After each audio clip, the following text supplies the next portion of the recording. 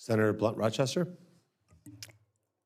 Thank you for the recognition, Mr. Chair and Ranking Member Cantwell, and for convening this hearing about our partnership with Greenland. Greenland is positioned near the next vital strategic region for the United States and our adversaries, the Arctic. As we all have discussed here today, Russia and China know well that the Arctic is important to controlling the flow of trade and global security, and they are increasing their economic and military activities in the region. That is why we must simultaneously strengthen our relationship with Denmark and Greenland while addressing the growing international threats to the region. Our alliance with Denmark and Greenland is critically important to our shared economic and national security. I'd like to focus my questions on our critical mineral supply chains.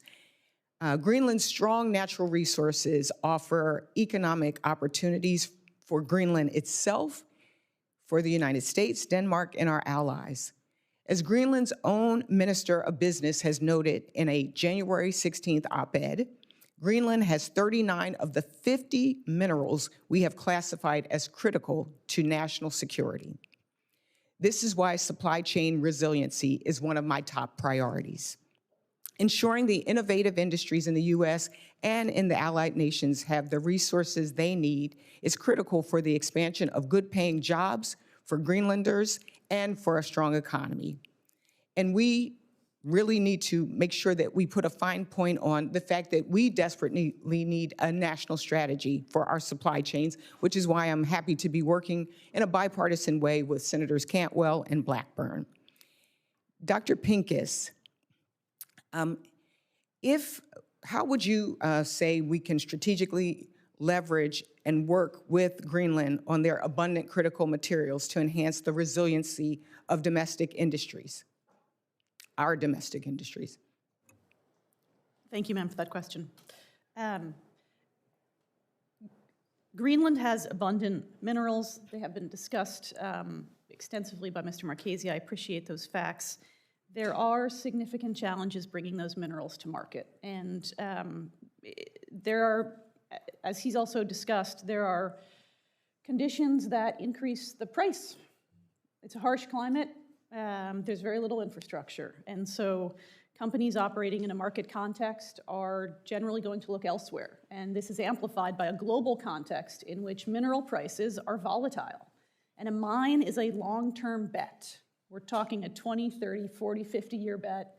And under that current set of conditions where you have to spend a lot of money up front to develop a mine in Greenland, and you don't know what the prices are going to be in 20 years when your ores spit out, it's hard to justify that. That would require non-market interventions to overcome, whether it's government funding roads and infrastructure, providing grants or special investment vehicles to provide capital that is not available in the marketplace. That problem set exists in Alaska and also in the Canadian Arctic as well. The North American Arctic has abundant natural resources. They're in the United States' backyard. It's very tempting to construct those short supply chains. But the price challenges remain. And I think if we can find solutions to help overcome some of those challenges, our domestic supply lines would be much stronger. The environmental standards across North America are the highest in the world. The problem is solving for these non-market interventions that are required. And I think that is going to be an ongoing challenge, and we can think creatively about some new technological tools that could be brought to bear, about joint partnerships. Our allies are also interested in breaking China's stranglehold on critical minerals. So the extent to which we can find common solutions, I think that's terrific. Are there any new initiatives that we should know about or consider? I think we have agreements on minerals with a lot of our close allies, and that is something that can continue to be advanced. The U.S. government has taken important steps to, identify novel tools and make funding available, and I think if it was easy, we would have done it a long time ago. Mm-hmm. It's also important to remember that processing remains China's key stranglehold. There are critical minerals around the world, but China controls almost all of the processing chain, and we can't just secure access to minerals, we need to break their grip on processing. Just to follow up on Senator Kim's points, I'm curious, in your opinion, in what ways can we build on our strong historic partnership with Greenland while respecting sovereignty and our commitment to our NATO allies?